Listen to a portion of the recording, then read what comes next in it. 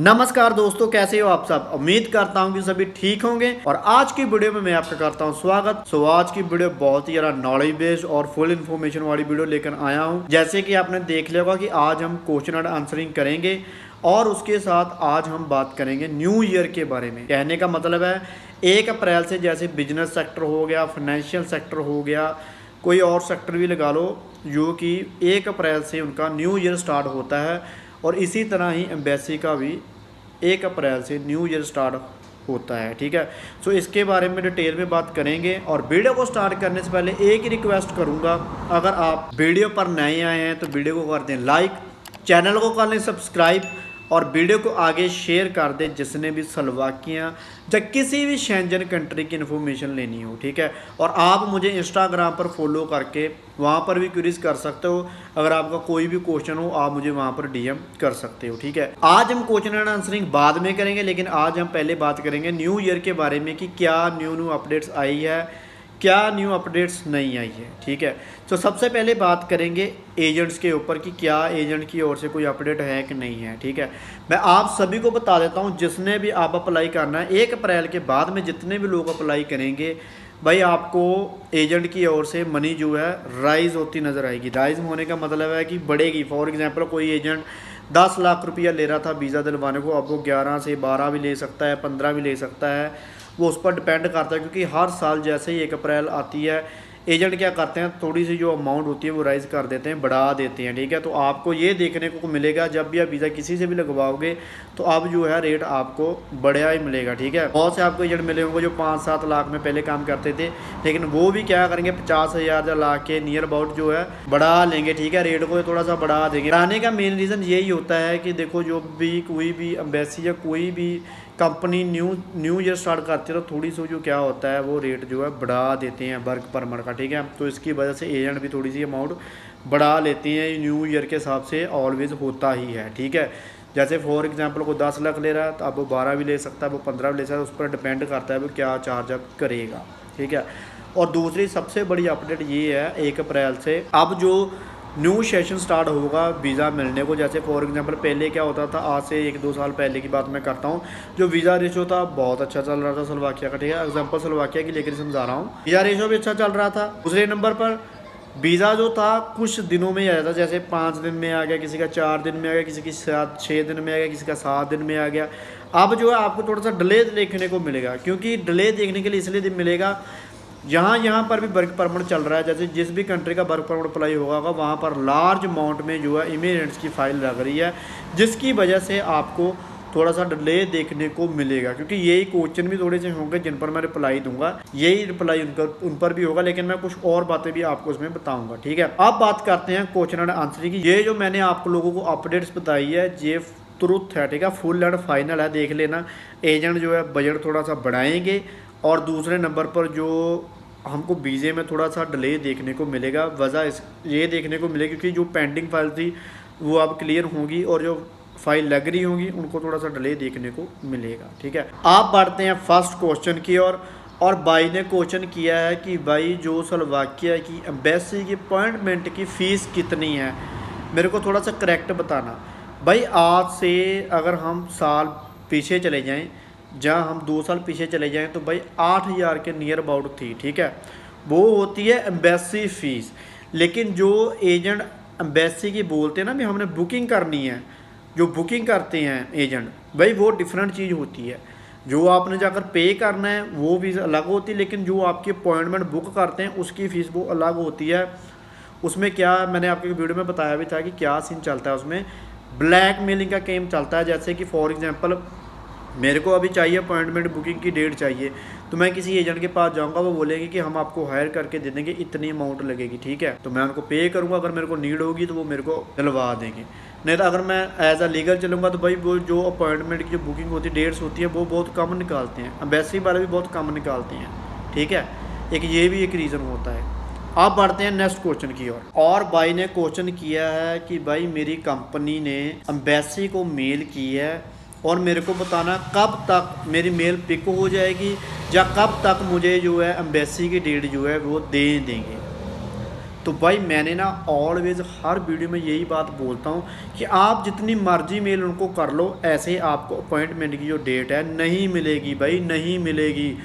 बहुत rare chance हो सकते हैं जिसमें आपको ऐसे मेल करने पर उन्होंने आपको डेट इशू कर दी हो, लेकिन अदरवाइज़ मेल करने का कोई बेनिफिट नहीं होता, क्योंकि वो यही आपको मेल में बोलेंगे कि हमने अपनी ऑफिशियल वेबसाइट पर या BLS स्लोवाकिया की जो ऑफिशियल वेबसाइट है उस पर हमने अपना न्यूज़ चार्ट अपलोड कर दिया है, आप उस चार्ट को फॉलो करो और उस पर जब भी आपको कोई सीट अवेलेबल मिले तो आप उसमें से बुक कर लो, ठीक है। आपको मेल में जो है सिर्फ ये ही रिप्लाई आएगा, कोई बेनिफिट नहीं होता। और रही बात कंपनी की, भाई कंपनी चाहे मेल कर दे, चाहे आपका एजेंट मेल कर दे, चाहे आप भी मेल कर दो, डजेंट मैटर। मैं ऑलवेज़ बोलता हूँ एक ही पासपोर्ट पर एक ही मेल के ज़रिए बुकिंग होती है और वही मेल के ज़रिए आपका जो है एम्बेसी को मेल होती है, ठीक है। अगर आप किसी और मेल यूज़ कर आप अपनी अपॉइंटमेंट बुकिंग करने के लिए मेल डालोगे तो भाई कोई रिप्लाई नहीं आएगा। अगर आएगा तो वो आपको एक प्रोसेस बता देंगे कि ऐसी ऐसे हमारी ऑफिशियल वेबसाइट पर जाओ, वहाँ से आपको बुकिंग डेट ऐसे उठानी है और ऐसे अवेलेबल आपको देखने को मिलेगी। जैसे येलो डॉट होता है, ठीक है, ग्रीन डॉट होता है, रेड डॉट होते हैं, उसमें बने होते हैं भी ऐसे। हम वो आपको टोटली कहने का मतलब प्रोसेस समझा देंगे, ठीक है।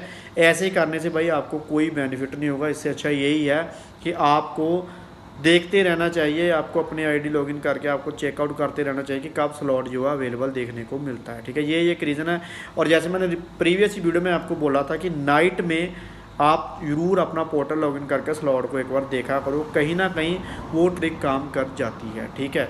अब बढ़ते हैं नेक्स्ट क्वेश्चन की ओर। एक भाई का पाकिस्तान से मैसेज आया, भाई ने मेरे को पूछा है कि क्या भाई स्लोवाकिया की जो एम्बेसी है वो हमारे पाकिस्तान में है कि नहीं है। तो भाई मैं आपको क्लियर कट आउट करता हूँ, मेरे अकॉर्डिंग जो एम्बेसी की जो आपके पाकिस्तान में एम्बेसी BLS की नहीं है, ठीक है, स्लोवाकिया की।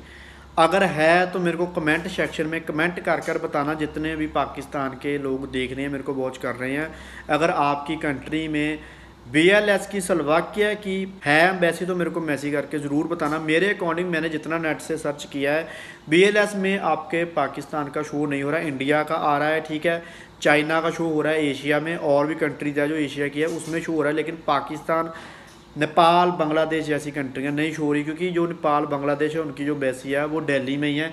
इसकी वजह से चलो उनका तो मैं नहीं बोलता, लेकिन जो पाकिस्तान है उनका भाई मेरे को इंटरनेट पर कहीं भी शो नहीं हुआ। अगर आपको दिखता है तो कमेंट में मेरे को ज़रूर उनका एड्रेस लगा लो, या आप उनका मेरे को वेबसाइट का लिंक जो है ज़रूर प्रोवाइड करना, ठीक है। मेरे को भी पता चल जाएगा भाई, लेकिन मैंने जितना सर्च किया है मेरे को कहीं नहीं मिला, ठीक है। अब बढ़ते हैं नेक्स्ट क्वेश्चन की ओर। भाई ने मैसेज किया है कि भाई अगर हम स्लोवाकिया में TRC कार्ड ले लेते हैं तो क्या सिक्योरिटी फील्ड में हम जॉब कर सकते हैं कि नहीं कर सकते। तो मैं भाई आपको बोलूँगा कि हाँ, आप ऑफकोर्स जॉब फील्ड चेंज कर सकते हो, लेकिन बात वही होगी, आपको कॉन्ट्रैक्ट सिक्योरिटी में लेना पड़ेगा। जैसे आप इंडिया से जाते हो तो कॉन्ट्रैक्ट मिलता है, बिल्कुल उसी तरह ही वहाँ पर आपको कॉन्ट्रैक्ट लेना पड़ेगा और सिक्योरिटी फील्ड जॉब में आप जॉब कर सकते हो, ठीक है। कोई इशू नहीं होगा, TRC कार्ड की कोई लॉस नहीं होगा। जब जस्ट ये होगा कि आपको जो है कॉन्ट्रैक्ट एक कंपनी को छोड़कर दूसरी कंपनी को ज्वाइन करना पड़ेगा, और जो कॉन्ट्रैक्ट का खर्चा होगा जो लेते हैं वहाँ पर एजेंसी वाले वो आपको लगेगा और आपकी ईजिली जॉब जो है चेंज हो जाएगी, ठीक है। आप बढ़ते हैं नेक्स्ट क्वेश्चन की ओर। इस भाई ने मतलब कि बहुत क्वेश्चन मेरे को किए हुए हैं, बहुत, मैं नाम नहीं लूँगा, भाई को पता चल ही जाएगा कि मैं किसके बारे में बात कर रहा हूँ। भाई मेरे को ऑलवेज़ अनदर कंट्री के बारे में पूछते हैं, जैसे पहले क्रोएशिया के बारे में पूछते थे, फिर स्लोवेनिया के बारे में पूछने लगे, फिर हंगरी के बारे में पूछने लगे, फिर स्लोवाकिया के बारे में पूछने लगे। आप मेरे को स्लोवेनिया के बारे में पूछ रहे हैं। मेरे को कम से कम 2 से 3 मंथ हो चुके हैं मेरे को ब्लॉगिंग करते हुए, और भाई कंट्री ही चेंज करता रहता है। तो मैं भाई आपको ये बात बोलूँगा, आप किसी भी कंट्री में चले जाओ। आपका क्वेश्चन मैं पिक मैंने फिर भी कर लिया, लेकिन मैंने करना नहीं था, मैंने इसलिए किया कि बहुत से लोग ऐसे कन्फ्यूज़ पूरे रहते हैं कि यार उस कंट्री के बारे में पूछ लेते हैं, इस कंट्री के बारे में पूछ लेते हैं, जो कंट्री बढ़िया लगी हम वहाँ चले जाएंगे। तो मैं भाई आपको क्लियर कट आउट कर दे रहा हूँ, चाहे आप स्लोवाकिया में आ जाओ, चाहे आप स्लोवेनिया चले जाओ, चाहे आप हंगरी चले जाओ, चाहे आप क्रोएशिया चले जाओ, किसी भी शेंजन या किसी भी अनदर कंट्री में चले जाओगे तो भाई जो काम होता है वो उस कंट्री का उसके हिसाब से ही होता है। फॉर एग्जांपल स्लोवाकिया में जो काम होता है वो स्लोवेनिया में नहीं होगा, जो स्लोवेनिया में होगा वो स्लोवाकिया में नहीं होगा, लेकिन हाँ काफ़ी हद तक सिमिलर वर्क होता है, ठीक है। अगर हम सोचते हैं कि भाई हम ऐसे बैठे बैठाए हमको कोई यूरो दे देगा, तो भाई कोई नहीं देगा। जितनी हार्ड वर्किंग ये ब्रिटिश लोग करते हैं ना, आप स्लोवाकिया में चले जाओगे, आप जितने भी लोग स्लोवाकिया में रहते हैं जहाँ वो मेरी वीडियो वॉच करते होंगे तो उनको पता होगा कि जो वहाँ स्लोवाकिया के लोग हैं ना, जो ब्रिटिश लोग हैं, जो स्लोवाकिया के रेजिडेंसी लोग हैं भाई, वो हार्ड वर्किंग करते हैं। वो ऐसे बैठते नहीं हैं, जितने भी वहाँ के ब्रिटिश है वो बैठते नहीं हैं, वो हार्ड वर्किंग करते हैं। ठीक है, मैं भी आज से 3-4 मंथ पहले ना, जैसे मेरी रेजिडेंसी थी, मैं जिसकी रेजिडेंसी में रह रहा था उस आदमी का नाम था पैट्रिक। भाई बंदा खुद हार्ड वर्किंग करता था। ठीक है, हम जैसे हम नी निकालते हैं ना ज़मीन से, नियाँ काटते हैं आप पंजाबी जी कह लो, भाई वो खुद निकाल रहा था पाइप लाइन डालने के लिए। तो आप खुद तो सोच लो, इतनी बड़ी एजेंसी का मालिक होने के बाद भी वो खुद मतलब की हार्ड वर्किंग कर रहा था। तो भाई आप किसी भी कंट्री में चले जाओ, आपको जो है काम तो करना ही पड़ेगा। कोई ऐसे बैठे बिठाए आपको मतलब कि यूरोज नहीं देगा। ठीक है, आप जितने भी क्वेश्चन थे मैंने कवर कर दिए है। मैंने वैसे वीडियो लेकर आनी तो नहीं थी, लेकिन ये अप्रैल सीज़न, न्यू सीज़न के लिए मैं सिर्फ लेकर आया था। क्योंकि जो पता क्या होता है, कुछ चीज़ें होती हैं वही हाइड रहती हैं, ब्लॉगर्स भी नहीं बताते। लेकिन मैं ये सोचकर वीडियो नहीं बनाता कि नहीं यार मेरे को व्यूज़ चाहिए और कुछ नहीं है। मैं आपके आगे ना तुरंत रखता हूँ कि भाई क्या चल रहा है सीन, क्यों एजेंट रेट अप कर देते हैं, क्यों डाउन हो जाते हैं रेट। अब अप्रैल शुरू हो गया ना, आपको रेट थोड़े से हाई मिलेंगे। जैसे ही आप लगा लो अक्टूबर के नियर अबाउट चले जाओगे तो रेट ड्रॉप हो जाएंगे। ठीक है, जैसे टूरिस्ट वीज़ा लगता है ना, तो आपको हो जाता है टूरिस्ट वीज़ा, फिर डाउनफॉल आता है टूरिस्ट वीज़े में। ऐसे ही आपको रेट में थोड़ा सा डाउनफॉल देखने को मिलेगा, लेकिन अभी नहीं। क्योंकि जिस भी कंट्री में आप अप्लाई करते हो ना, जैसे लार्ज अमाउंट में इमिग्रेंट्स जाना स्टार्ट कर देंगे वहाँ, तो एजेंट जो है अमाउंट को अप कर देते हैं। जैसे फॉर एग्जांपल आज से 3-4 साल पहले स्लोवाकिया का 6-7 लाख लेते थे, ठीक है, एजेंट इंडिया से, लेकिन अब जो है उसका डबल ट्रिपल हो गया है। आप लोगों को भी पता है। ठीक है, क्यों हुआ है ये भी पता है। पहले इमिग्रेंट्स नहीं जाते, लेकिन अब इमिग्रेंट्स जाना शुरू हो गए हैं। ठीक है, जो लोग मेरे को बोलते हैं ना मैसेज में, भाई मैंने इतने 5-7 लाख के मैंने एजेंट से बात की है, मेरे फ्रेंड का वीज़ा आ गया था आज से इतने साल पहले, तो भाई वो उतने साल पहले की बात कर रहे हो। आज के दिन से देखा करो कि क्या चल रहा है, क्या मार्केट में रेट है, क्या चल रहा है। लेकिन मैं ऑलवेज सभी को बोलता हूँ कि भाई जितने भी आपको एजेंट पता है, जितने भी आप एजेंट से बात करते हो, भाई उनको बोला करो कि पैसे मैं पूरे वीज़े लगने के बाद दूंगा, कोई वर्क परमिट के टाइम में पैसे नहीं दूंगा, कोई ऑफर लेटर के टाइम में पैसे नहीं दूंगा, कोई मैं अपॉइंटमेंट बुकिंग के टाइम पैसे नहीं दूंगा। जब मेरा वीज़ा आ जाएगा तब मैं आपको अमाउंट जो है फुली की फुली पे कर दूंगा, क्योंकि उसमें आपका बेनिफिट होता है। कॉन्ट्रैक्ट किसी काम का नहीं जब तक आपका वीज़ा नहीं आता, ऑफर लेटर किसी काम का नहीं, अपॉइंटमेंट डेट भी तब तक किसी काम की नहीं जब तक आपका वीज़ा लगकर नहीं आता। ठीक है, ये कुछ बातें थी अपने माइंड में रखना, तब जाकर आप अप्लाई करना। अगर आपके पास कोई अच्छा एजेंट है तो वेल एंड गुड, अगर नहीं है तो तब मेरे को डीएम करना। लेकिन डीएम करने के पहले ये सोच लेना कि हमने लगवाना ही है। ठीक है, फिर मेरे को मैसेज करना है, फिर मैं नंबर प्रोवाइड करूँगा। ऐसे नहीं भाई मैंने आपकी वीडियो देखी थी और आप मुझे एजेंट का नंबर दे दो, ऐसे नहीं होता भाई, ऐसे काम नहीं होते। मैंने जिसको आपका नंबर देना है भाई वो मेन एजेंट है, वो भाई एज ए वर्कर नहीं है, वो सब कुछ खुद नहीं करता, उसके नीचे उसके लड़के लगे हुए हैं, लड़कियाँ लगे हैं, उसके कंसल्टेंट है जो काम करते हैं। ठीक है, आप मेरे से जब भी आप नंबर मांगते हो तो फुल श्योर हो जाया करो कि हमने लगवाना ही है, तब नंबर मांगा करो। ऐसे ही मत नंबर मांग करो। क्या कर रहे हैं कुछ लोग यार, क्वेरीज कर रहे हैं उनके साथ यार। आपके किसी दूसरे एजेंट के पास लगा तो भाई उसकी पेशेंस रखो ना, उस एजेंट पर ट्रस्ट तो रखो जिसको आपने पासवर्ड पकड़ाया हुआ है। ऐसे मत किया करो कि क्या हो रहा है, किसी का कुछ नहीं हो रहा, आपका लॉस ही हो रहा है। ठीक है, आप लोग क्या करते हो, क्वेरीज करने स्टार्ट कर देते हो। पहले तो आप मेरे से पूछते हो, फिर आगे से पूछते हो, कि जब अमाउंट ही बाद में देना है तो भाई आपका ही बेनिफिट है। लेकिन मेरे को मैसेज अब वो ही करना जिसको सीरियसली जाना ही है। ठीक है, क्योंकि मैं ये वीडियो में इसलिए बोल रहा हूँ कि मेरे को डायरेक्ट मैसेज आता है वीडियो, भाई मैंने आपकी वीडियो देखी थी, आप मेरे को नंबर दे दो। तो मैं पूछता हूँ कि भाई स्लोवाकिया का वीज़ा लगा, हाँ भाई मैंने पकड़ाई थी, लेकिन अभी मैंने पासवर्ड उससे वापस लिया। यार मेरे को समझ में आता है सब कुछ, ठीक है, लेकिन मैं फिर भी कईयों को नंबर प्रोवाइड कर देता हूँ। क्यों कर देता हूँ, मेरे को होता है कि भाई इसने पासवर्ड कहीं और पकड़ाया हुआ है और ये फंसा पिया है, मतलब कि ऐसे जकड़ सा गया है उसकी मतलब की सिचुएशन में, तो मैं इसलिए आपको नंबर दे देता हूँ। फिर भी चलो आप बात कर लो, लेकिन वो आपसे बात करते नहीं है, फिर आप मेरे को बोल देते हो।